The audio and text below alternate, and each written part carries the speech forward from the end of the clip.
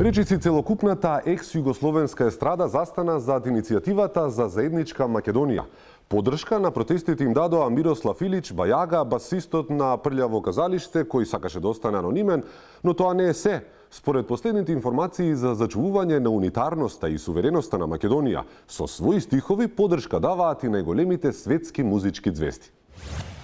Прв иницијативата ја поддржа музичаро роден у Ливерпул, попознат како дел од Битлси, Џон Ленон. Он у 1967 година ја напиша песната All You Need Is Love, со шо јасно и недвосмислено изрази поддршка кажувајќи дека се што ви треба е лав. Овоа нормално алудира на лаво на грбо на ВМРО ДПМНЕ.